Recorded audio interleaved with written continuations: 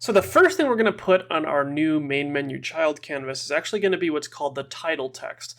So this is going to be an object that's going to just show some text to us, but this is going to be where we can actually name our game. I'm just going to go with the Gear 1 RPG, but you're welcome to come up with any name that you think better fits this. You can come up with any name that you like.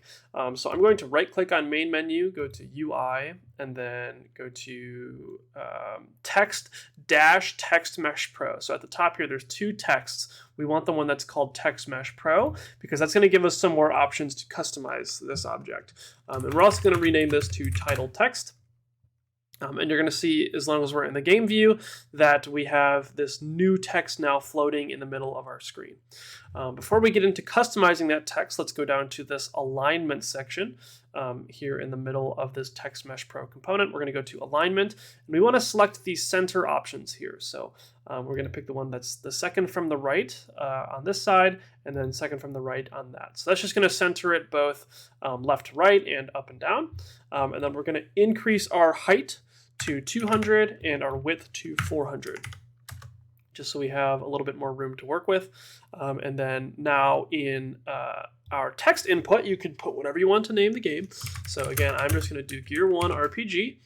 And then we're going to increase our font size until we feel like it's big enough to read. Now, if you are 800 by 600, you're going to use lower font sizes than I am. But if you're doing 1920 by 1080, we can afford to go a little bit bigger because we have the increased resolution. So I want to keep going bigger, and it looks like I might need to expand my width a bit to get that to stay on one line. So I'm going to go to width. And we're going to increase that until I see RPG snap back to the side. We just basically want this to be wide and tall enough to hold all the text here, and I think that's good enough. And then on position Y, I'm just going to click on position Y and slide that up till it's toward the top. The very last thing we need to do is just make sure we pick a color for this text that's going to stick out from our background. White's actually pretty readable here, but to double check what I want to use, I'm going to go to this face option down here under where it says, the text that we're using or the font. We're going to click color for face, and then I'm going to put mine in the maximum color section here all the way to the right, and then I'm just going to go around the wheel until I see one that really kind of sticks out. And green looks like it's popping pretty good for me. Depending on the background that you're using here, you're going to have to use different colors. If you're, for example, in the dungeon environment, or I'm sorry, the forest environment, then green's not going to stick out very well. So you're going to want to go with something like red. But I have a very brown and orange background here, so something like green really sticks out because we really want this to be readable here.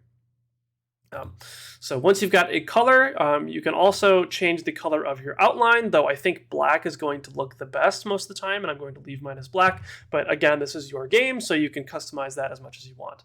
But yeah, once you've got your title text in place, it's readable, and it's got a nice color to it, go ahead and save your scene.